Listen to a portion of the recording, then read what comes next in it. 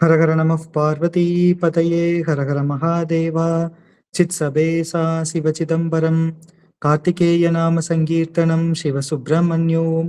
வல்லிகாந்தஸ்மரணம் சிவசுப்பிரமணியோம். திருச்சிற்றம்பலம் திருச்சிற்றம்பலம் திருச்சிற்றம்பலம். வாழ்க அந்தணர் வானவராணினம் வீழ்க தன்புனல் வேந்தனும் ஓங்குக ஆழ்க தீயது எல்லாம் அரண்நாமமே சூழ்க வையகமும் துயர்தீர்கவே. திருச்சிற்றம்பலம் திருச்சிற்றம்பலம் திருச்சிற்றம்பலம்.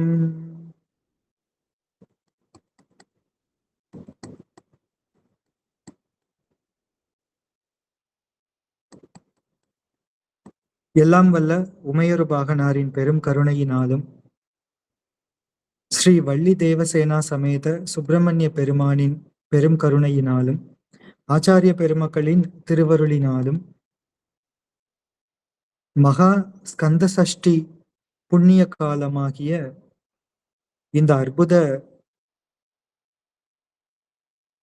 நிகழ்விலே, இந்த அற்புதமான காலத்தில் ஸ்ரீ அருணகிரிநாத பெருமான் அருளிய கந்தர் அனுபூதி என்கின்ற அருள் பணுவலை சிந்திக்கின்ற வாய்ப்பு எல்லாம் வல்ல ஸ்ரீ வள்ளி தேவசேனா சமேத சுப்பிரமணிய பெருமான் நமக்கு திருவருள் புரிந்திருக்கின்றார். முருகப்பெருமானின் மிகச்சிறந்த பக்தர்களுள் ஒருவரான ஸ்ரீ அருணகிரிநாத பெருமான் அருளிய திருப்புகழ் கந்தர் அந்தாதி, கந்தர் அலங்காரம், கந்தர் அனுபூதி உள்ளிட்ட அருள் பணுவல்கள். அதோடு கந்த புராணம், நம்முடைய கச்சியப்ப சிவாச்சாரிய சுவாமிகள் அருளிய கந்த புராணம், ஸ்ரீமத் குமரகுருபர சுவாமிகள் அருளிய கந்தர் கலிவெண்பா முதலான ஏராளமான முருகப்பெருமானை போற்றுகின்ற பக்தி நூல்களை, ஸ்தோத்திரங்களை, புராணங்களை பாராயணம் செய்து வருவது நம்முடைய சைவ மரபு. அந்த வகையில் ஸ்ரீ அருணகிரிநாத பெருமான் அருளிய கந்தர் அனுபூதி என்கின்ற இந்த சாஸ்திரத்தை நாம் சிந்திக்க இருக்கின்றோம். இந்த 6 நாட்களும் இந்த பணுவல் முழுவதையும் சிந்திக்க வேண்டும் என்று இறைவனிடம் நாம் பிரார்த்திப்போம். கந்தர் அனுபூதிக்கு திருநெல்வேலி சிந்துபூந்துறை சிவத்திரு மாவே நெல்லையப்ப பிள்ளை ஐயா அவர்கள் ஒரு அற்புத சைவ சித்தாந்த பரமான உரை அருளி இருக்கின்றார்கள். இன்னும் பலர் உரை அருளி இருக்கின்றார்கள். இதனுடைய உரையாசிரியர் மாவே நெல்லையப்ப பிள்ளை ஐயா அவர்கள் மிகச்சிறந்த சைவ சான்றோர். ஒரு 100 ஆண்டு காலகட்டத்திற்கு முன் ஏராளமான சைவ பிரச்சாரங்களையும் சைவ கட்டுரைகளையும் அருளியவர். திருவாசக அருள்முறை திரட்டு என்று திருவாசக திருப்பாடல்களை தொகுத்து அதற்கு உரையும் அருளிய சைவ சான்றோர்.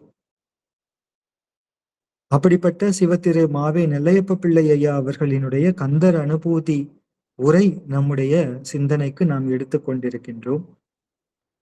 முதலிலே கந்தர் அனுபூதி என்கின்ற சொற்றொடர், அது கந்தர் அனுபூதி என்ற 2 வடமொழி சொற்களால் ஆனது. கந்தர் என்ற சொல் முருக கடவுளாகிய ஆறுமுக கடவுளை குறிக்கும். 6 திருமுகங்களும் 12 திருக்கரங்களுமாகிய வேறு வேறு வடிவமாக சரவண பொய்கையிலே இருந்த 6 வடிவங்களையும் அன்னை உமாதேவியார் இறைவனது சிவபெருமானது ஆக்ஞையின் பேரில் தமது திருக்கரங்களால் 6 திருவுருவங்களையும் ஒன்றாகச் சேர்த்து ஓருருவம் ஆக்கியமையினால் காரண பெயராக ஸ்கந்த என்ற பெயர் என்ற திருநாமம் ஆறுமுக கடவுளுக்கு வழங்கப்படுகின்றது. இதனை கந்த புராணத்திலே சரவண படலத்திலே நாம் பார்க்கின்றோம். இனி அனுபூதி என்ற சொல் அது ஒன்றுதல் என்று பொருள்படும். எப்படி என்றால், அணு என்றால் உடன் என்று பொருள், பூதி என்றால் ஆதல் என்று பொருள். எனவே அனுபூதி என்ற சொல் இங்கே ஆன்மா கந்தக்கடவுளோடு அத்வைதமாய் சேர்ந்து ஒன்றாதலால் உண்டாகும் அனுபவ ஞானம், அதாவது மெய்ஞானம், மெய்யறிவை குறிக்கின்றது. ஸ்ரீ அருணகிரிநாத பெருமான் இந்த நூலிலே 43வது திருப்பாடலிலே ஆசா நிகழும் துகளாயினபின் பேசா அனுபூதி பிறந்ததுவே என்று கூறுவதாலே பிருத்திவி முதல் நாதம் வரை இருக்கின்ற 36 தத்துவங்களில்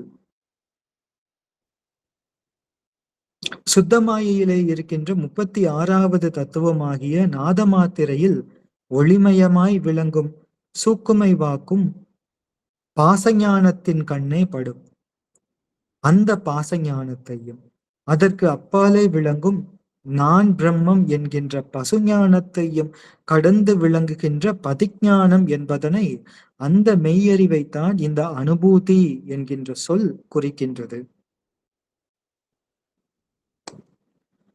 வடமொழி சிவஞான போதம் 10வது சூத்திரத்திலே ஸ்வானுபூதிமான் என்ற அந்த வடமொழி சொல் இந்த மெய்யறிவு உடையவரை குறிப்பதாக அமைகின்றது. இந்த மெய்யறிவே சிவபோகமாகிய பேரின்பத்திற்கு ஹேத்துவாக உள்ளது. கந்தர் அனுபூதி என்கின்ற இந்த தொடர் மொழியை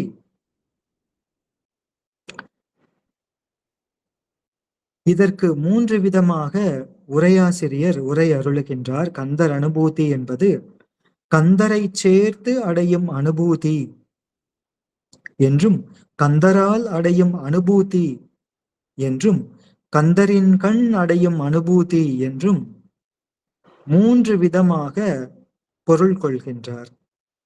முதலாவது கந்தரை சேர்ந்து அடையும் அனுபூதி, கந்தர் அனுபூதி. இதனுடைய தாற்பயம் என்னவென்றால், கந்தரை சேர்ந்து அடையும் அனுபூதி என்பது இருவினை ஒப்பு, மலபரிபாகம், சக்தி நிபாதம் அடைந்த அடியார் ஒருவர் எல்லா உயிர்களும் தம்மை போல இன்பம் அடைதல் வேண்டும் என்று தம்மை போல இன்பம் அடைதல் வேண்டும் என்றும் கந்தக்கடவுளுடைய கருத்துக்கு இணங்க அவரை அன்போடு வழிபட்டு தாம் வேறு கந்தக்கடவுள் வேறு என்று இல்லாமல் உடலும் உயிரும் போல அவரோடு கலந்து ஒன்றுபட்ட அத்வைத நிலையை குறிக்கும். அது கந்தரை சேர்ந்து அடையும் அனுபூதி என்ற முதலாவது பொருள். இனி கந்தரால் அடையும் அனுபூதி என்று இரண்டாவது பொருள்.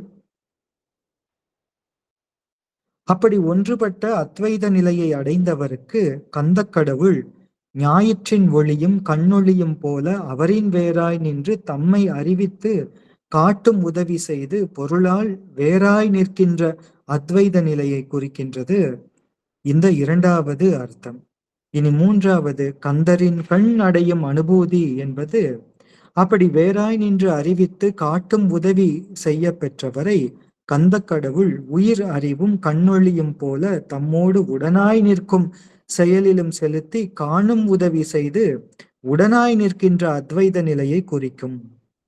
இவ்வாறு கந்தர் அனுபூதி என்ற தொகைநிலை சொற்றொடரானது மூவகை தொடர்களாக விரிந்து பக்குவம் அடைந்த அடியார் ஒவ்வொருவரும் கந்தக்கடவுளோடு கலப்பினால் ஒன்றுபட்டு நிற்கும் அத்வைத நிலையையும், பொருளால் கந்தக்கடவுள் அவருக்கு வேறாய் நின்று காட்டும் உதவி செய்யும் அத்வைத நிலையையும் செலுத்தி நிற்கும் தன்மையினாலே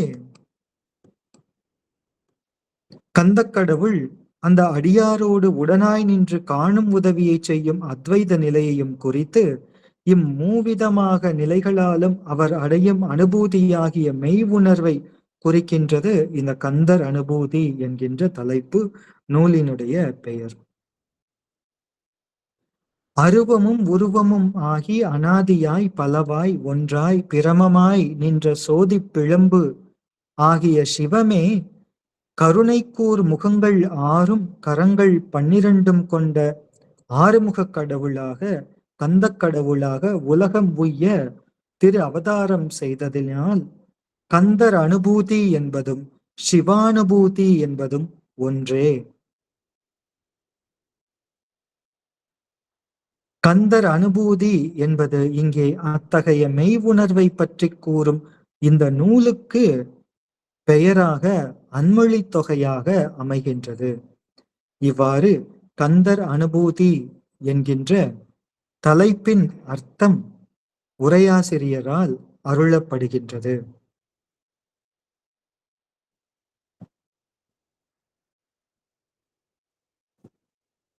ஸ்ரீ அருணகிரிநாத பெருமான் அருளிய கந்தர் அனுபூதியிலே முதலிலே காப்புச்செய்யுள் ஸ்ரீ விநாயக கடவுளை வணங்குவதாக அமைகின்றது. நெஞ்ச கனகல்லு நெகிழ்ந்துருக தஞ்சத்தருள் சண்முகனுக்கியல்சேர் செஞ்சொற்புனை மாலை சிறந்திடவே பஞ்சக்கர ஆணை பதம் பணிவாம் என்பது காப்புச்செய்யுள்.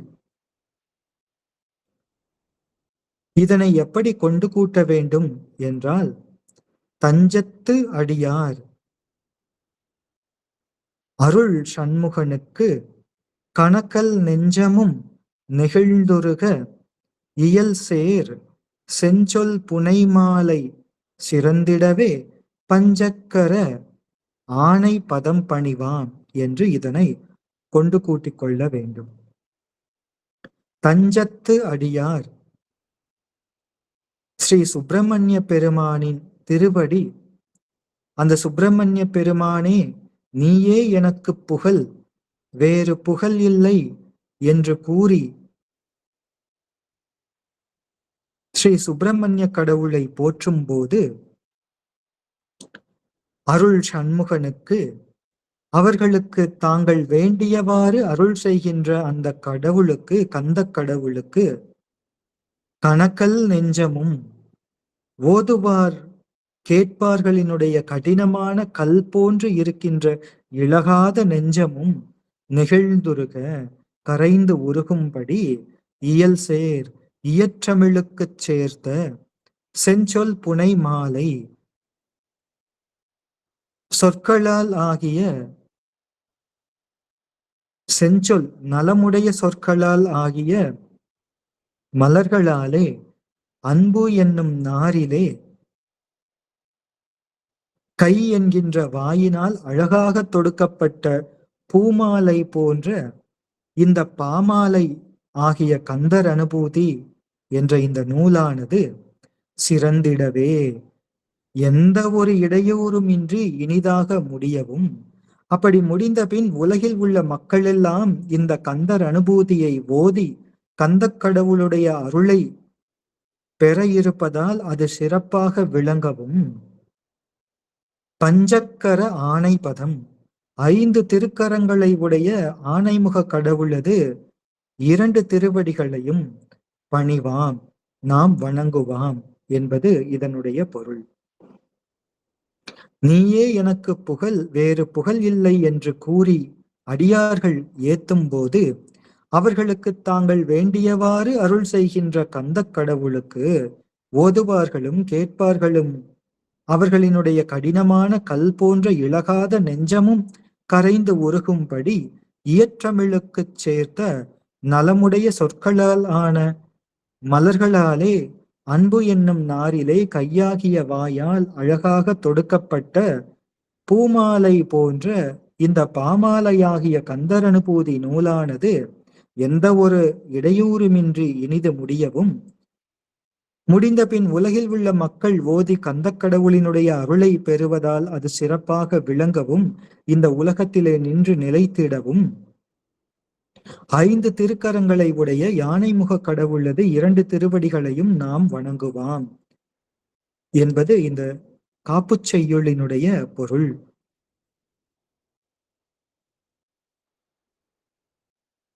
செஞ்சொல் என்பது இந்த கந்தர் அனுபூதியிலே அமையக்கூடிய சொற்கள். இது அந்த கந்த கடவுளினுடைய திருவடிகளை அடைவிக்கும் நலம் தரும் சொற்கள்.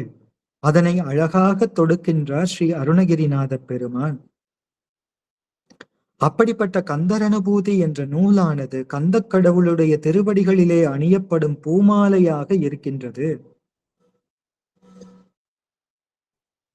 யானைமுக கடவுள் அவர் 5 திருக்கரங்களை உடையவர். ஐந்து மூர்த்திகளினுடைய ஐந்து தொழில்களையும் விநாயக பெருமானே செய்வதை இது குறிக்கின்றது. இந்த ஐந்து திருக்கரங்களும் குறிக்கின்றன. ஸ்ரீ விநாயக பெருமானின் எழுத்தாணி ஏந்தி இருக்கின்ற திருக்கரம் சிருஷ்டி என்கின்ற படைப்பு தொழிலை குறிக்கின்றது. படைப்பு தொழிலை பெருமான் செய்வதை குறிக்கின்றது. ஸ்ரீ விநாயக பெருமான் மோதகம் ஏந்தி இருக்கின்ற திருக்கரம் காத்தல் என்கின்ற ஸ்திதி தொழிலை எம்பெருமான் செய்வதை குறிக்கின்றது.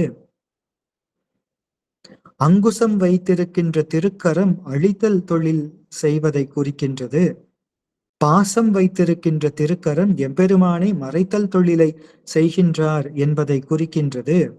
ஸ்ரீ விநாயக பெருமானின் துதிக்கை அது அனுக்கிரகம் என்கின்ற அருளல் தொழிலையும் எம்பெருமானே செய்வதை குறிக்கின்றது.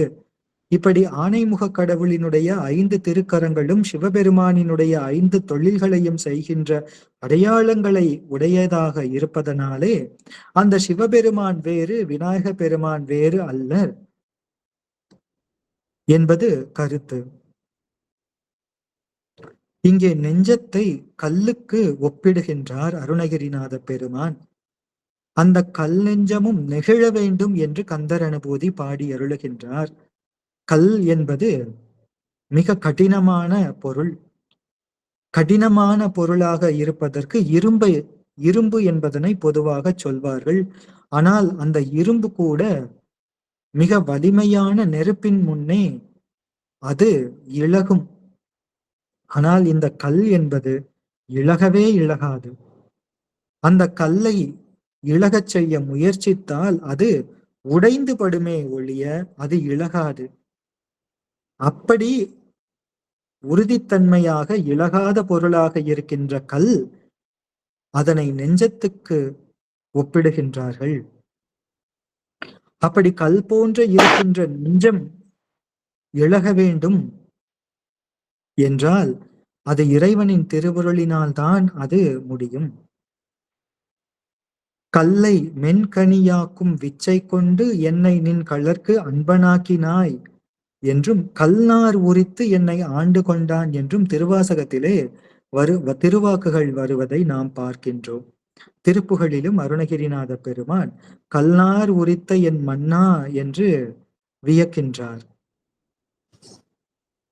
அப்படி கல்லை கனியாக்குகின்ற பெருமான் முருகப்பெருமான் குன்றுகளிலே மலைகளிலே வாசம் செய்பவர். மலை என்பது கல். அப்படி குன்றுகளிலே கற்களால் ஆன மலைகளிலே குன்றுகளிலே வாசம் செய்கின்ற பெருமானே, என் நெஞ்சமும் ஒரு கல்தான், எனவே என் நெஞ்சத்தையும் நீ இடமாக கொண்டால் என்ன என்று அருளாளர்கள் பாடியிருக்கின்றார்கள். சீகாழத்தி புராணம் உடையார் அருமையாக பாடுகின்றார். முருகன் மலைகளில் வாசம் செய்யும் பெருமான் என்பதாலோ என்னவோ என் நெஞ்சத்தையும் இடமாக கொண்டார் என்று வியந்து பாடுகின்றார் சீகாழத்தி புராணம் உடையார். வளர் செழும் குருதி சூட்டு வாரணம் வலனுயர்த்த ஒளிகெழு பருதி வைவேல் ஒரு பெரும் கருணை மூர்த்தி களிமகிழ் சிறந்து தான் வாழ் கற்களில் ஒரு கல் என்றோ அழிய என் மனத்தினுள்ளும் அகன்றிலன் இருக்கும் அன்னோ என்பது அந்த சீகாழத்தி புராணமுடையார் பாடுகின்ற திருப்பாடு. மகாவித்வான் மீனாட்சி சுந்தரம் பிள்ளை அவர்கள் திரு வாட்போக்கி கலம்பகத்திலே அருளுகின்றார். தழுவு உமையாள் முன்னும் தமிழ் இறையால் பெண்ணும் தொழும் இறையால் மேலும் சுவடு கெழுமுவ கீழ் இன்றால் எனும் குறைபோம் என் மனம் சேர் வாட்போக்கி அன்றால் அமர்ந்தாய் அடி என்று மகாவித்வான் மீனாட்சி சுந்தரம் பிள்ளை அவர்களினுடைய திருவாட்போக்கி கலம்பக திருப்பாடல். இதிலே மகாவித்வான் அருளுகின்றார், இறைவனே, உன்னை உமையம்மை தழுவியதனால் உன் முன்புறத்திலே உனக்கு தழும்பு ஏற்பட்டு விட்டது. தமிழ் அரசன் பாண்டியன் பிரம்பு கொண்டு உன் முதுகிலே அடித்ததனால் அந்த மண் சுமந்த திருவிளையாடலிலே பிரம்பு கொண்டு உன்னுடைய முதுகிலே அடித்ததனால் உனக்கு பின்னே உன் முதுகிலே உனக்கு தழும்பு ஏற்பட்டு விட்டது. தவம் செய்து தொழுத அர்ஜுனன் வில் கொண்டு உன் தலையிலே அடித்ததனால் உனக்கு மேலே ஒரு தழும்பு ஏற்பட்டு விட்டது, தலையிலே ஒரு தழும்பு ஏற்பட்டு விட்டது. அப்படி பெருமானே, வாட்போக்கி பெருமானே, உனக்கு முன்னும் பின்னும் மேலும் தழும்பு ஏற்பட்டு விட்டது. உனக்கு கீழ்ப்புறத்திலே திருவடியிலே தழும்பு இல்லையே என்ற குறை இருக்கின்றது. அந்த குறை நீங்கிவிடும். நீ என்னுடைய மனம், என்னுடைய நெஞ்சு என்கின்ற கல்லின் மீது நீ வீற்றிருக்கின்றாய் என்றால், அந்த இறுகிய என் மனமான கல் உன்னுடைய அந்த சிவந்த மெலிதான திருவடிகள் என்னுடைய நெஞ்சு என்கின்ற கல் மீது பட்டால் உன்னுடைய திருவடி நோகுமே. அப்படி உனக்கு கீழேயும் ஒரு தழும்பு ஏற்பட்டு விடும், அந்த குறை தீர்ந்து விடும் என்று சாதுரியமாக பாடியருளுகின்றார். என்ன என்றால், இந்த மனம் என்பது கல் என்று கொண்டு அந்த கல் போன்ற மனமும் நெகிழும்படி இந்த கந்தர் அனுபூதி பாடி அருளுகின்றார் ஸ்ரீமத் முருகப்பெருமானின் பெரும் கருணையினாலே நம் அருணகிரிநாத பெருமான். அவன், அந்த முருகப்பெருமான் தஞ்சத்தருள் சண்முகன், தன்னை சரண் என்று அடைந்தவர்களுக்கு அருளுபவன், எவ்வுயிர்க்கும் தஞ்சமென நிற்கும் தனி பொருளாய் என்பது கந்தர் கலிவெண்பா. அடைந்தவர்க்கு அருளும் அப்பா போற்றி என்பது திருவாசகம். தஞ்சமாய தலைவன் என்பது திரு ஞானசம்பந்த மூர்த்தி நாயனாரது திருவாக்கு. 2ஆம் திருமுறை 59வது திருப்பதிகம் 10வது திருப்பாடல். அப்படிப்பட்ட பெருமான் தஞ்சத்து அருள் சண்முகப் பெருமான். இந்த பஞ்சக்கர ஆணை என்பதற்கு பஞ்சாக்கரம் என்று பொருள் கொண்டு அப்படி ஒரு உரையும் அருளி இருக்கின்றார்கள் பெரியவர்கள். அப்படி பஞ்சாட்சர பொருளாக இருக்கின்ற பெருமான் விநாயக பெருமான். பிரணவமே பஞ்சாட்சரம், ஓம்காரமே விநாயகமூர்த்தி பிரணவஸ்வரூபர். அகரம் என அறிவாகி உலகம் எங்கும் அமர்ந்து அகர உகர மகரங்கள் தம்மால் பகரும் ஒரு முதலாகி என்பது விநாயக புராணம். அது விநாயகமூர்த்தி பிரணவ ஸ்வரூபர் என்பதை விளக்குகின்றது. ஓம்காரமாம் ஐந்தெழுத்தால் புவனத்தை உண்டு பண்ணி பாங்காய் நடத்தும் பொருளே அகண்ட பரசிவமே என்பது ஸ்ரீமத் தாயுமான சுவாமிகளின் பாயப்புலி திருவாக்கு. அப்படி இந்த பஞ்சக்கர ஆணை என்பதனை பஞ்சாக்கர ஆணை என்று பொருள் கொண்டு பிரணவ பொருளாக இருக்கும் விநாயகமூர்த்தி என்றும் பொருள் இருக்கின்றது, இன்னொரு பொருள் இருக்கின்றது. அப்படி அருணகிரிநாத பெருமான் இந்த கந்தர் அனுபூதி நன்கு நிறைவேறும் பொருட்டும், இந்த உலகிலே நின்று நிலவ வேண்டும் என்பதன் பொருட்டும் ஸ்ரீ விநாயக பெருமான் துணை இருக்க வேண்டும் என்று காப்புச்செய்யுளை அமைக்கின்றார். காப்புச்செய்யுளை வைத்து விநாயக கடவுளை பாடுவது என்பது நம்முடைய சைவ மரபு. நூல் துவங்குவதற்கு முன் காப்புச்செய்யுள் பெரும்பாலும் அமைக்கப்பட்டிருக்கும். நூலாசிரியர்களுக்கு எந்தவித இடையூறு நேராது என்ற போதும் ஆன்றோர் ஆச்சாரம் பாதுகாத்தல் பொருட்டும் மாணவர்களுக்கு உணர்த்தும் பொருட்டும் அந்த மரபினை காப்பதற்காக அவ்வாறு காப்புச்செய்யுள் அருளுவது மரபு என்று நாம் சிவஞான போத காப்புச்செய்யுளிலே ஸ்ரீமத் சிவஞான முனிவர் பெருமான் உரை அருளியதை நாம் சிந்தித்திருக்கின்றோம். இவ்வாறு காப்புச்செய்யுளின் பொருள் அமைகின்றது.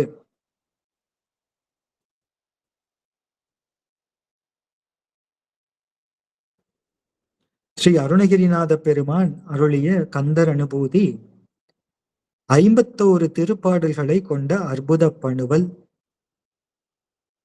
அதிலே முதல் திருப்பாடல் ஆடும் பரிவேல் அணி சேவல் என பாடும் பணியே பணியாய் அருள்வாய் பணியா வருள்வாய் தேடும் கயமாமுகனை செருவில் சாடும் தனி யானை சகோதரனே என்பது திருப்பாடல். இதனை எப்படி அன்வயப்படுத்திக் கொள்ள வேண்டும் என்று உரையாசிரியர் அருளுகின்றார். தேடும் கயமாமுகனை என்பதை எழுவாயாக்கிக் கொள்ள வேண்டும். தேடும் கயமாமுகனை மன்னிக்கவும், தேடும் கயமாமுகனை என்பதனை அப்படி அதிலே ஆரம்பித்துக் கொள்ள வேண்டும். துன்புறுத்தும்படி தேவர்களை தேடிச் செல்கின்ற கஜமுகாசுரன். இந்த கஜமுகாசுரன் தேவர்களை தேடி தேடி சென்று துன்புறுத்துகின்றவன். அப்படி தேடும் கயமாமுகனை செருவில் சாடும், அவனோடு போர் செய்து போர்க்களத்திலே தாக்கி வென்ற தனி யானை ஒப்பற்ற ஆனைமுக கடவுளினுடைய சகோதரனே, தம்பியாராகிய ஆறுமுக கடவுளே, ஆடும் பரி என்றும், இந்த எனவும் என்பதனை சேர்த்து கொள்ள வேண்டும். ஆடும் பரி எனவும், கார்கால மேகத்தை கண்டு கழித்து ஆடுகின்ற மயில் என்றும், வேல் வேல் எனவும், வேல் என்றும், அணி சேவல் எனவும், அழகிய சேவல் எனவும், பாடும் பணியே, நான் எப்பொழுதும் என் மனத்திலே உருகி நினைந்து அங்கனம் நினைந்ததன் பயனாக என் வாயிலே எப்போதும் சொல்லிக்கொண்டு உனது புகழை பாடும் செயல் ஒன்றையே பணியாக அருள்வாய். உனக்கு நான் செய்யும் தொண்டாகச் செய்யும்படி அருள் செய்தல் வேண்டும்.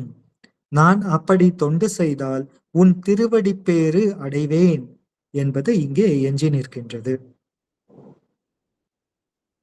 கஜமுகாசுரன் என்ற அசுரன் தேவர்களுக்கு துன்பம் செய்கின்றான். அந்த துன்பத்திலிருந்து நீக்கி காத்தருளும்படி தேவர்கள் சிவபெருமானை வேண்டுகின்றனர். சிவபெருமான் உமையம்மையாரோடு திருக்கயிலாயத்திலே சிவபெருமான் ஒரு ஆண் யானை வடிவம் திருவுருவம் கொண்டும், எம்பெருமாட்டி ஒரு பெண் யானை திருவுருவம் கொண்டும் உலவும் போது அந்த சித்திர மண்டபத்திலே சமஷ்டி வியஷ்டி பிரணவத்தை இருவரும் நோக்க அங்கே ஆனைமுக கடவுள் திரு அவதாரம் செய்தார் என்பது கந்தபுராணம் கூறுகின்ற திருவரலாறு. அப்படி தேவர்களின் இடுக்கண்களை துன்பங்களை நீக்குதல் பொருட்டு யானைமுக கடவுளை சிவபெருமான் திரு அவதாரம் செய்யும்படி செய்கின்றார். அந்த யானைமுக கடவுள் கஜமுகாசுரனை போர்க்களத்திலே எதிர்த்து வென்று விடுகின்றார். ஆனால் இந்த கஜமுகாசுரனோ சிவபெருமானிடம் என்றும் சாகா வரம் பெற்றான். அந்த காரணத்தினால் அந்த கஜமுகாசுரன் போர்க்களத்திலே தன் உருவத்தை மாற்றி பெருச்சாளி உருவமாக வந்தபோது அந்த பெருச்சாளி தனக்கு வாகனமாக கொண்டருளினார் ஸ்ரீ விநாயக பெருமான்.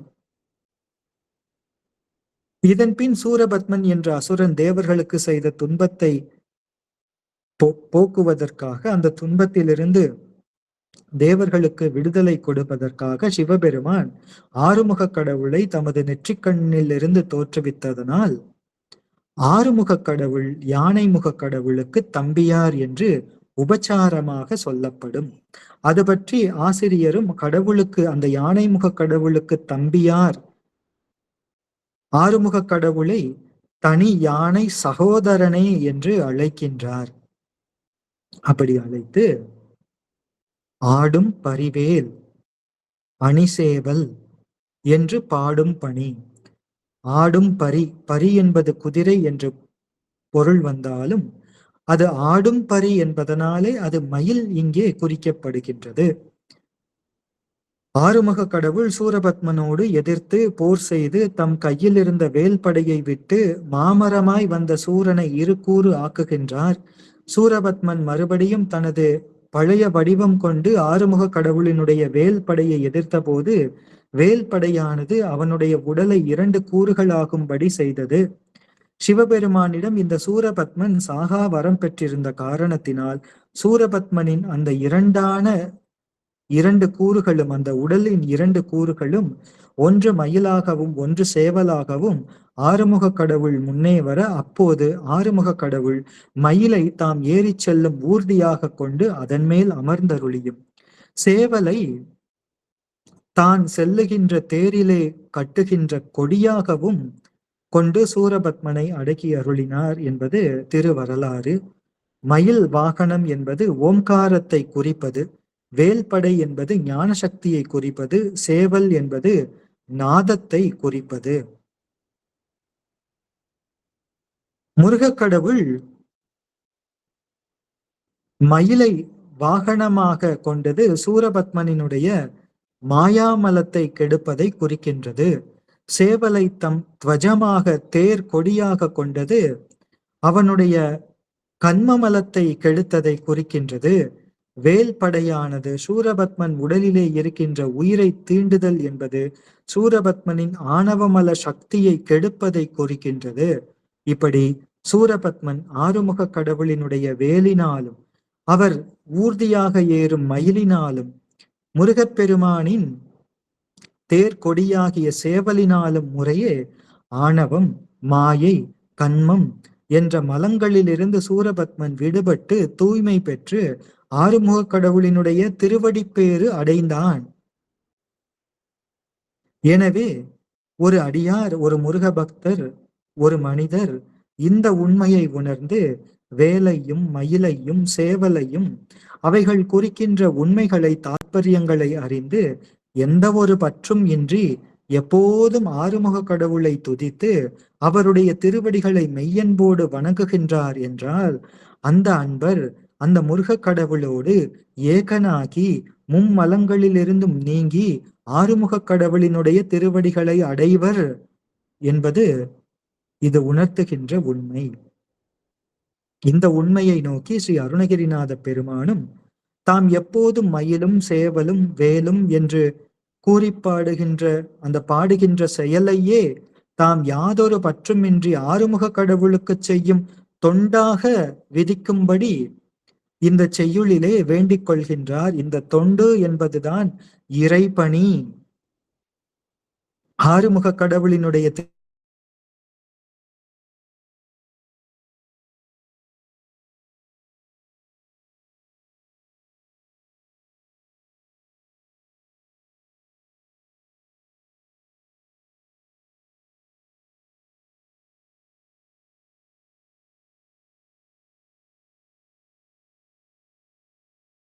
ஸ்ரீ அருணகிரிநாத பெருமான் கந்தர் அலங்காரம் 30வது பாட்டிலே செந்திலோன் திருக்கை வேல் என்கிலை கொற்ற மயூரம் என்கிலை வெற்றித்தண்டை கால் என்கிலை மனமே எங்கனே முக்தி காண்பதுவே என்று வேலையும் மயிலையும் சேவலையும் போற்றி பாடுகின்றார். எனவே இந்த உண்மையை உணர்ந்து ஆறுமுக பெருமானின் திருவடிகளை மெய்யன்போடு வணங்கினால் துதித்தால் ஆறுமுக கடவுளோடு ஏகனாகி அவரை பாடுகின்ற பணியான அந்த இறைபணியிலே நிற்பார்கள் அடியவர்கள்.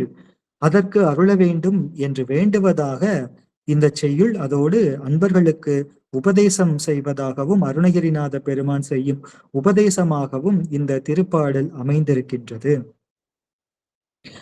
மயில் என்பது தோகையை விரித்து ஆடும்போது ஓம்கார ரூபம் வெளிப்படும். அதனால் அதனை மந்திரமயில் என்று சொல்வார்கள். முருகப்பெருமானுக்கு பிரணவம் என்பது மயிலாக இருக்கின்றது. இந்திரன் ஒரு மயிலாக இருக்கின்றார், சூரபத்மன் ஒரு மயிலாக இருக்கின்றார் என்று முருகப்பெருமான் கொண்ட மயில்கள் 3. அதிலே முதலாவது மயில் என்பது பிரணவ மயில், அது மந்திர மயில் என்று கொண்டாடப்படும்.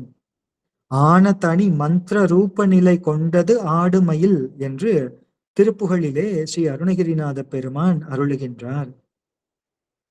வேலின் சிறப்பு என்பது எல்லோரும் அறிந்ததுதான். அது எம்பெருமானோடு விட்டு நீங்காத பராசக்தி. அதுவே முருகப்பெருமானின் திருக்கையிலே இருக்கின்ற தனி வேல், நெடுவேல். அதுவே சிவஞானத்தின் அடையாளம், அதுவே சிவஞானம். தனிவேல் பெம்மான் கந்தனே என்ன நின்னை கண்டுள கவலை நீத்தேம் என்று இந்த வேல் என்பது முருகப்பெருமானுக்கு நிகர் என்று கந்த புராணத்திலே வீரபாகுதேவர் செய்கின்ற துதியிலே நாம் காண்கின்றோம். வேல் வகுப்பு என்று அருணகிரிநாத பெருமானால் அருளப்பட்டிருக்கின்றது என்பதையும் நாம் அறிவோம். அப்படி இந்த வேல் மயில் சேவல் இதனை பாட அருள்புரி என்று அருணகிரிநாத பெருமான் இங்கே வேண்டுவதோடு மட்டுமல்லாமல் மற்றைய திருப்பாடல்களிலும் வேண்டியிருக்கின்றார். வேல் பாடாதே நாயேன் வாழ்நாள் வீணே போகத் தகுமோதான் என்று திருப்புகளிலே பாடி அருளியிருக்கின்றார். கந்தர் அலங்காரம் 52வது திருப்பாடலிலே, வேலும் செஞ்சேவலும் செந்தமிழால் பகர் ஆர்வம் என்று அருளியிருக்கின்றார். குக்குடமும் மயிலும் உட்பரிவாலே பாடிய மனதில் வைத்து என்று மற்றொரு திருப்புகளிலே அருளியிருக்கின்றார். கந்தர் அனுபூதியை மந்திர நூல் என்று கூறுவார்கள் என்று பார்த்தோம். இந்த அனுபூதியின் 51 திருப்பாடல்களிலே 25 திருப்பாடல்களில் வேல் வெளிப்படையாக போற்றப்பட்டிருக்கின்றது. புட்பெயர் குன்றமும் எழுவகை பொறுப்பும் மேல் கடற்கவிழ் முருகப் பொறியுடன் மாவும் நெடுங்கடல் பரப்பும் அடுந்தொழில் அரக்கரும் என்னுளத்து இருளும் இடைப்புகுந்து துடைத்த மந்திர திருவேல் என்றார் கல்லாடத்திலே.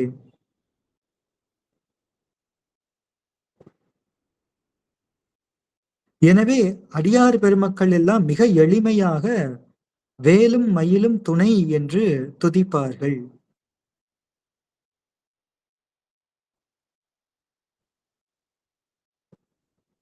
இப்படி இந்த முதல் திருப்பாடல் அதனுடைய பொருள் அமைகின்றது.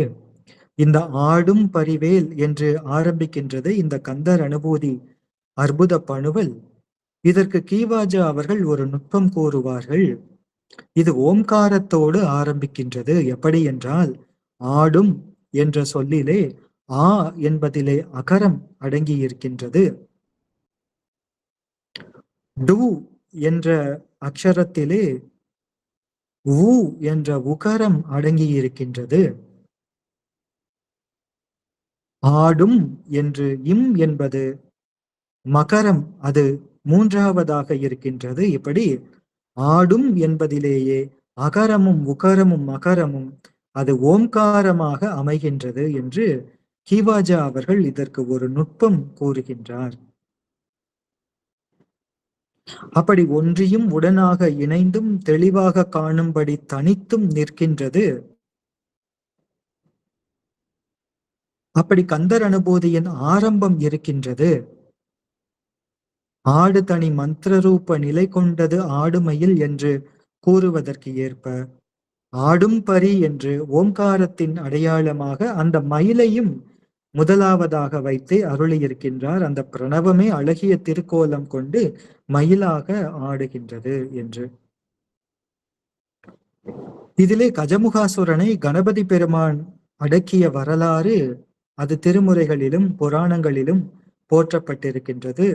எம்பிரான் அப்பர் சுவாமிகள் அருளிய திருத்தாண்டகம் 6வது திருமுறை 53வது திருப்பதிகத்திலே, கைவேழ முகத்தவனை படைத்தார் போலும் கயாசுரனை அவனால் கொல்வித்தார் போலும் என்று எம்பிரான் அப்பர் சுவாமிகள் அருளியிருக்கின்றார். கந்த புராணத்திலும் இதற்குரிய சான்றுகள் அமைந்திருக்கின்றன. இவ்வாறு கந்தர் அனுபூதியின் முதல் திருப்பாடலின் பொருள் அமைகின்றது.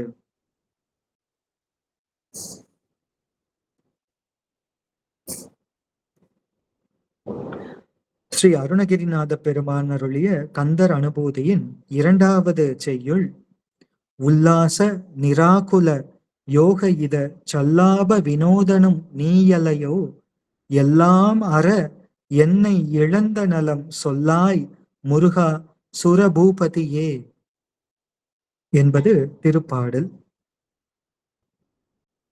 இதனை எப்படி கொண்டு கூட்டி பொருள் கொள்ள வேண்டும் என்றால், நிராகுலனும், அதாவது கலக்கம் இல்லாதவனும் அமைதியாயிருப்பவனும், யோகனும் முற்றறிவுடையவனும், உல்லாசனும் இதற்கு அர்த்தம் இன்பம் உடையவனும், இதனும் சல்லாபனும் வினோதனும் அடியாருக்கு அருளும் இன்பத்தை திருவுள்ளம் கொள்கின்றவனும், திருவாக்கால் அருளுகின்றவனும், எளிதாக செய்கின்றவனும், நீ அலையோ நீ அல்லவா நீதான், எனவே முருகா முருக கடவுளே, சுரபூபதியே விண்ணுலகிற்கும் மண்ணுலகிற்கும் தலைவனே, எல்லாம் அற என்னுடைய புறப்பற்றும் அகழ்பற்றும் ஆகிய இவையெல்லாம் அரும்படி உடல் உடைமை உயிர் என்ற மூன்றிலும் நான் என்னை உன்னிடம் ஒப்புவித்து அவற்றின் பற்று முற்றிலும் என்னை விட்டு ஒழியும்படி என்னை இழந்த நலம் யான் எனது என்னும் செருக்கை நான் நீங்கினதினாலேயே உண்டான பேரின்ப நலத்தை அடைவதற்கு ஹேதுவாகிய ஒரு சொல்லை சொல்லாய். நான் நின்னோடு அத்துவிதமாய் கலந்து நின்று உணரும்படி என்னுள் நின்று உணர்த்தி அருளாய். அப்படி ஒரு சொல்லை நீ எனக்கு சொல்லி அருளுவாய் என்றால் யான் என்னுள் நினைந்து எனது பிறப்பறுத்து பேரின்பம் அடைவேன் என்பது இங்கே பெறப்படுகின்றது. எனவே உல்லாச நிராகுல யோக இத சல்லாப வினோதனம் நீ என்று வருகின்றது. இதனை உல்லாசனம் நீ, நிராகுலனும் நீ, யோகனும் நீ, இதனும் நீ, சல்லாபனும் நீ, வினோதனும் நீ என்று விரித்து பொருள் கொள்ள வேண்டும். இது வடமொழி இலக்கண சொல் முடிவு.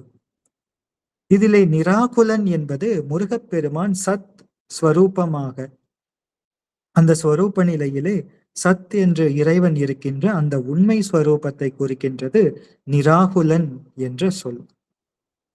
யோகன் என்பது அவனுடைய சித் ஸ்வரூபத்தை குறிக்கின்றது. உல்லாசன் என்பது அவனுடைய ஆனந்த ஸ்வரூபத்தை குறித்து நிராகுல யோக உல்லாச என்பது பெருமானின் ஸ்வரூப நிலையான சச்சித் ஆனந்தத்தை குறிக்கின்றன இந்த மூன்றும். எனவே முருகப்பெருமான் சச்சித் ஆனந்த பொருள் என்பது இதனுடைய கருத்து. சத் சித் ஆனந்தம் என்னும் முறைமைக்கு ஏற்ப நிராகுலன் யோகன் உல்லாசன் என்று உரை செய்யப்பட்டது. நிராகுலன் என்பதற்கு அமைதி என்று பொருள் சொல்லப்பட்டது. நிராகுலம் என்பது 36 தத்துவங்களையும் கடந்து நிற்கின்ற தூய ஆகாசம், அந்த அறிவாகாசமாகிய சத் ஸ்வரூபத்திற்கு உடையது. எனவே நிராகுலன் என்ற சொல் முருகப்பெருமான் சத் ஸ்வரூபன் என்ற கருத்தை உணர்த்துகின்றது. யோகம் என்பது கலத்தல், யுஜ் என்கின்ற அடியிலே பிறந்தது யோகம். அது அத்வைதமாய் கலந்து நிற்பதை குறிக்கின்றது. யோகம் என்பது அத்வைத கலப்பு. முருகப்பெருமான் உயிர்கள் அனைத்திலும் அத்வைதமாய் கலந்து நிற்கின்ற அந்த முற்றறிவு, அது சித் என்பதனை உணர்த்துகின்றது இந்த யோகம் என்கின்ற சொல். திருவாசகம் பிடித்த பத்திலே ஒளிவர நிறைந்த யோகமே என்ற சொற்றொடரிலே யோகம் என்பதற்கு முற்றறிவு என்று உரை செய்யப்பட்டது. எனவே இங்கே யோகம் என்பது முற்றறிவு, அது சித் என்கின்ற ஸ்வரூப குணத்தை குறிக்கின்றது. உல்லாசம் என்பது முருகப்பெருமானின் ஆனந்த ஸ்வரூபத்தை குறிக்கின்றது. எனவே நிராகுலன், யோகன், உல்லாசன் என்கின்ற இந்த மூன்றும் முருகப்பெருமானின் ஸ்வரூப லட்சணமாகிய சச்சித் ஆனந்த ஸ்வரூபன் அவன் என்பதனை குறிக்கின்றது. இதம் என்பது ஹிதம், அது நன்மை. அது இங்கே எல்லா நன்மைகளிலும் பெரிய நன்மையான பேரின்ப நலமான முக்தி இன்பத்தை குறிக்கின்றது.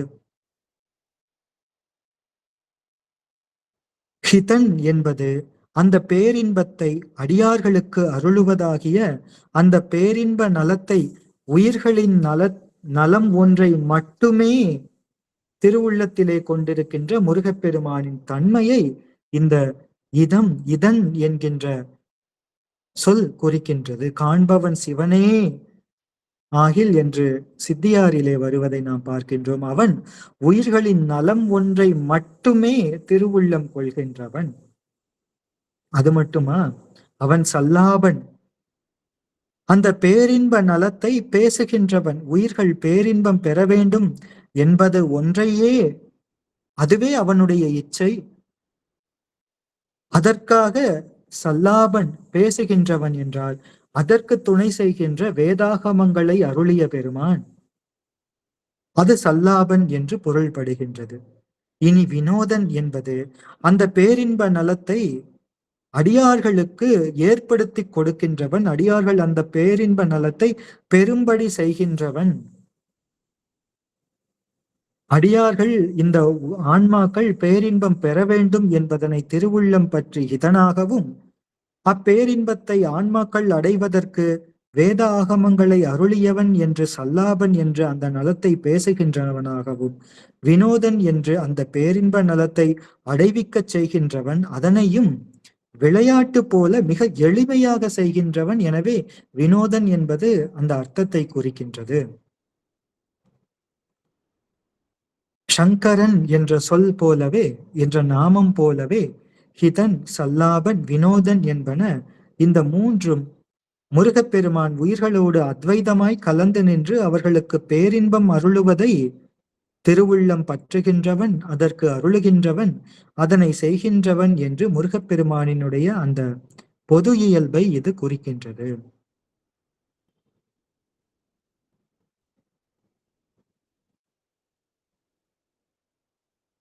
முருகப்பெருமான் தன்னை வணங்கும் அன்பர்களுக்கு பேரின்பம் அருளுவதை அவர்கள் உள்ளத்திலே ஒன்றாய் நின்று நினைத்தலினாலே அவர்கள் அதனை நினைத்தலும், வேறாய் நின்று அவர்களோடு பேசுவதினாலே அவர்கள் அதனை பேசுவதும், அவர்களோடு உடனாய் நின்று செய்வதினாலேயே அடியார்கள் அதனை தவம் செய்து அடைதலும் உண்டாகின்றன. எனவே ஆசிரியர் அருணகிரிநாத பெருமான் இங்கே முருகப்பெருமானை இதன், சல்லாபன், வினோதன் என்று அருளுகின்றார். இவ்வாறு முருகப்பெருமானினுடைய மூவகை சிறப்பு இயல்பு அது நிராகுலன், யோகன், உல்லாசன் என்று கூறப்பட்டது. முருகப்பெருமானின் பொது இயல்பாகிய தடஸ்தம் அது இங்கே ஹிதன், சல்லாபன், வினோதன் என்று இதனாலே உணர்த்தப்பட்டது. இப்படி முருகப்பெருமானினுடைய மூவகை சிறப்பியல்பாகிய ஸ்வரூப லட்சணமும் மூவகை பொது இயல்பாகிய தடஸ்த லட்சணமும் இவ்வாறு கூறப்படுகின்றன. இன்னும் ஆசிரியர் எல்லாம் அற என்னை இழந்த நலம் சொல்லா என்பதற்கு காரணங்களாக இவையெல்லாம் கூறப்பட்டன. முருகப்பெருமானினுடைய பொது இயல்பு அது மாந்தர்களினுடைய உலக வாழ்வில் அவர்களை மலக்கட்டு நீங்கி பேரின்பம் அடைவதற்கு பக்குவமாதல் பொருட்டு ஐந்தொழில் செய்வதற்கு வேண்டப்படுவது அந்த தடஸ்த நிலை. முருகப்பெருமானின் ஸ்வரூப லட்சணம் என்கின்ற சிறப்பு இயல்பு அப்படி பக்குவமடைந்த ஆன்மாக்களுக்கு பேரின்பம் அருளுவதற்கு வேண்டப்படுகின்ற நிலை. இந்த இருவகை இயல்புகளும் காரணங்களாக கூறப்பட்டன ஆன்மாக்கள் இறைவனை அடைந்து இன்பம் அனுபவிப்பதற்கு. முருகா என்று அந்த முருகத் திருநாமத்தை இங்கே அமைக்கின்ற ஆசிரியர் அந்த முருகு என்பதற்கு இளமை என்று பொருள், அழகு என்று பொருள். முருகப்பெருமான் என்றும் இளமை பருவத்தை உடைய கடவுளாக அடியார்களால் போற்றப்படுகின்றார். அதனால் நம்முடைய பரமாச்சாரிய சுவாமிகள் எம்பிரான் திருநாவுக்கரசு அடிகள் தமது தனி திருநேரிசை தேவார திருப்பதிகத்திலே கடம்பமர் காளை என்று முருகப்பெருமானை அந்த காளை பருவத்து பெருமான் என்று போற்றியிருக்கின்றார். முருகா என்று அழைத்து நிராகுலனும், யோகனும், உல்லாசனும், இதனும், சல்லாபனும், வினோதனும் நீ அல்லவா முருகா சுரபூபதியே என்று அடுத்த விழி சுரபூபதி. இதனை சுரபதி எனவும் பூபதி என்றும் இரண்டாக பிரித்து கொண்டு, சுரர்கள் ஆகிய தேவர்கள், தேவர்களுக்கு அதிபதி, எனவே சுரபதி அது முருகப்பெருமான் தேவலோகத்துக்கு தலைவனாய் தேவர்களை காப்பவர் என்றும், பூபதி பூ என்றால் பூமண்டலம், பூலோகத்திற்கு தலைவனாய் பூலோகத்தில் உள்ள மாந்தர்களை காப்பவன் என்றும், இந்த சுரபூபதி என்பதனை சுரபதி பூபதி என்று பிரித்து பொருள் கொண்டு மேலுலகத்து மாந்தர்களையும் பூ உலகத்து மாந்தர்களையும் காப்பவன், எனவே எல்லா உலகத்து மாந்தர்களையும் ரட்சிப்பன் என்பது தானே பொருள்படுகின்றது என்று இதனுடைய அர்த்தம். இனி எல்லாம் அற, அதிலே எல்லாம் என்பது உடல், பொருள் என்று அத்தனையையும் குறிக்கின்றது. அறுதல் என்பது முற்றிலும் ஒழிதல். இறைவனிடமிருந்து கடனாக கொண்டதுதான் இந்த உடல், பொருள் இவை அத்தனையுமே. இறைவனிடமிருந்து கடனாக வாங்கிக் கொண்ட இந்த உடலும் பொருளும் இவற்றை திரும்ப இறைவனிடமே சமர்ப்பித்தால்தான் நாம் பேரின்பம் அடைவதற்கு காரணமாக அமையும். எனவே யான் எனது என்னும் செருக்கு நீங்காது ஆதலின் எல்லாம் அற என்னை இழந்த நலம் என்கின்றார் ஸ்ரீமத் மாணிக்கவாசக சுவாமிகளும். திருவாசகத்திலே குழைத்த பத்திலே, அன்றே எந்தன் ஆவியும் உடலும் உடைமை எல்லாமும் குன்றே அணையா என்னை ஆட்கொண்ட போதே கொண்டிலையோ என்று கூறி அருளியதையும் நாம் இங்கே பார்க்கின்றோம். எம்பிரான் திருமூல தேவநாயனார் அருளிய திருமந்திரத்திலே, காச்சற்ற சோதி கடன் மூன்றும் கை கொண்டு வாச்ச புகழ்மாள தாழ் தந்து மண்ணுமே என்று கூறி அருளி இருக்கின்றார். அப்படி எம்பெருமானிடம் இதுவரை நாம் நம்முடைய பொருள், என்னுடையது, நான் என்று நினைக்கின்ற அத்தனையுமே சமர்ப்பித்து விட்டு அந்த இழத்தலினால் நலம் உண்டாகும். பொதுவாக உலகியலிலே இழத்தல் என்பது அது குறைவை குறிக்கும், நஷ்டத்தை குறிக்கும். எம்பெருமானிடம் எல்லாத்தையும் இழப்பது என்பது அது நலத்தை குறிக்கும், நலத்தை கொடுக்கும். அப்படி இழத்தலினால் உண்டாவது பேரின்ப நலம். எனவே எல்லாம் அற என்னை இழந்த நலம் என்பது இழத்தல் என்பது காரணம், நலம் என்பது அந்த காரணத்தினால் உண்டாகின்ற காரியம். இழத்தலினால் உண்டாவது பேரின்ப காரியம், அது பேரின்பம், அது பேரின்ப நலம் என்பது காரியம். இவ்வாறு காரண காரிய பொருளிலே வருகின்றது. சொல்லாய், அப்படி நலம் அடைவதற்குரிய அந்த ஹேதுவாகிய ஒரு சொல்லை, உபதேச மொழியை சொல்லாய். சொல் என்பது இங்கே ஒடுக்க பிரணவமாகிய ஓரெழுத்து ஒரு சொல். இந்த சொல் பற்றி எம்பிரான் திருமூலதேவநாயனார் திருமந்திரத்திலே ஓம் எனும் ஓங்காரத்துள்ளே ஒரு மொழி என்று அருளியிருக்கின்றார். அங்கமும் ஆகம வேதம் ஓதினும் எங்கள் பிரான் எழுத்து ஒன்றில் இருப்பது என்று அந்த திருமந்திரம் அமைகின்றது. சங்கை கெட்டு அவ்வெழுத்து ஒன்றையும் சாதித்தால் அங்கை சேர்ந்த அருங்கலமாமே என்று அந்த திருமந்திரம் அமைகின்றது.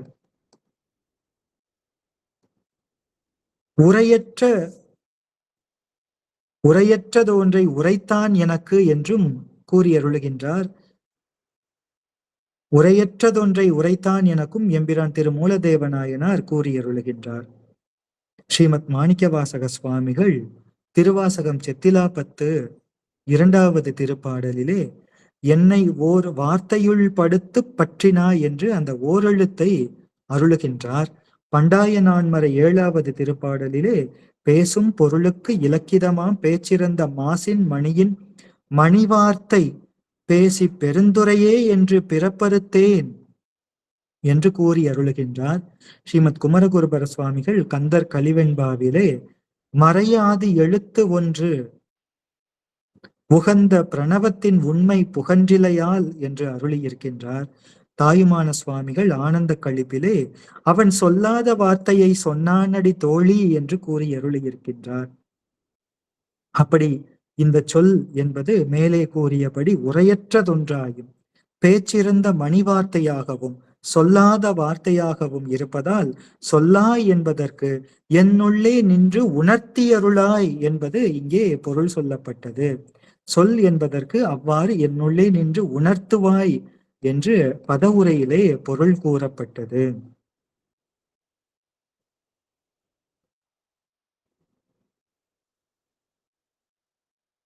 சொல்லுகைக்கு இல்லை என்றெல்லாம் இழந்து சும்மா இருக்கும் எல்லை என்று கந்தர் அலங்காரத்திலே அருளியிருக்கின்றார் ஸ்ரீ அருணகிரிநாத பெருமான். என்னை முழுக்க இழந்த இடத்தே தன்னை விளக்கிய சால் இளசைக்கோன் என்று இளசை 10 அந்தாதியிலே ஸ்ரீமத் மாதவ சிவஞான முனிவர் பெருமான் அருளி இருக்கின்றார். என்னை முழுக்க இழந்த இடத்தை தன்னை விளக்கிய சால் இளசைக்கோன் என்று அற்புதமாக அங்கே அருளி இருக்கின்றார் நம் முனிவர் பெருமான். இப்படி இந்த இரண்டாவது திருப்பாடலினுடைய பொருள் அமைகின்றது.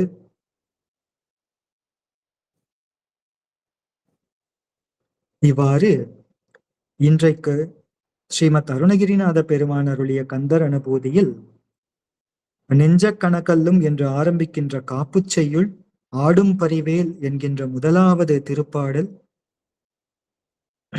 மற்றும் இரண்டாவது திருப்பாடல் உல்லாச நிராகுல என்று ஆரம்பிக்கின்ற இரண்டாவது திருப்பாடல் என்று இதற்குரிய பொருளை உரையாசிரியரின் வழி நின்று ஸ்ரீமத் அருணகிரிநாத பெருமானின் பெரும் கருணையினாலே ஸ்ரீ வள்ளி தேவசேனா சமேத சுப்பிரமணிய பெருமானின் திருவடி துணை கொண்டு சிந்திக்கின்ற வாய்ப்பு இன்று நமக்கெல்லாம் கிட்டியது. அந்த பெரும் கருணைக்கு அனந்த கோடி முறை நன்றியும் நமஸ்காரங்களும் தெரிவித்துக் கொண்டு, இதுவரை பொறுமை காத்த அத்துணை அடியார் பெருமக்கள், இடைமருது ஈசன் சாத்திரக்குழு அடியார் பெருமக்களின் திருவடிகளையும் அடியேன் மனமொழி மெய்களாலே வணங்கி அடுத்த அமர்வுக்கு இடம் தந்து இந்த அளவிலே இன்றைய சிந்தனை அமைகின்றது. தொடர்ந்து நாளையும் கந்தர் அனுபூதி சிந்தனை தொடர்ச்சி அமையும் என்று எம்பெருமானின் திருவடிகளிலே பிரார்த்தனை செய்து கொண்டு அமைகின்றோம். ஹரஹர நம பார்வதி பதையே ஹரஹர மகாதேவா சித் சபேசா சிவ சிதம்பரம் கார்த்திகேய நாம சங்கீர்த்தனம் சிவசுப்பிரமணியோம் வல்லிகாந்த ஸ்மரணம் சிவசுப்பிரமணியோம். திருச்சிற்றம்பலம் திருச்சிற்றம்பலம் திருச்சிற்றம்பலம். ஸ்ரீ வள்ளி தேவசேனா சமேத ஸ்ரீ சுப்பிரமணிய சுவாமி பொன்னார் திருவடிகள் போற்றி போற்றி. ஸ்ரீமத் அருணகிரிநாத பெருமான் பொன்னார் திருவடிகள் போற்றி போற்றி. திருச்சிற்றம்பலம் திருச்சிற்றம்பலம் திருச்சிற்றம்பலம். அற்புதங்க ஐயா, அற்புதமான அற்புதம். நிறைய உரைகள் படித்திருக்கிறோம், ஆனாலும் கூட தத்துவங்களோட சேர்ந்து நாங்க இவ்வளவு நல்லா கேட்டதில்லை.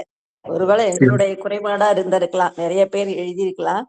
இப்படி ஒவ்வொரு வார்த்தைக்கு தத்துவத்தோட சேர்ந்து சேர்ந்து மிகச்சிறப்பு, அருமையா இருந்தது. இதெல்லாம் முதல்லயே கேட்காத விட்டோமே அப்படின்னு எங்களுடைய கர்ம வினையதான் கேட்காம இருக்கிறது. அப்படிலாம் சொல்லாதீங்கம்மா, அடியார்களுக்கு வினை என்பதே கிடையாதுமா. சிவசிவா திருச்சிற்றம்பலம். உரையாசிரியருடைய உரைதாமா. அதே மாதிரி கந்தர் கலிவெண்பாவுக்கு நீங்க சொல்லணும். இத முடிச்சுட்டு 50 பாட்டு முடிச்சுட்டு சரிங்க, பெருமான் கருணை. அடியார்களினுடைய ஆசைகள் இருந்தா அடியேன் கண்டிப்பா சொல்றேன்மா. நன்றி ஐயா.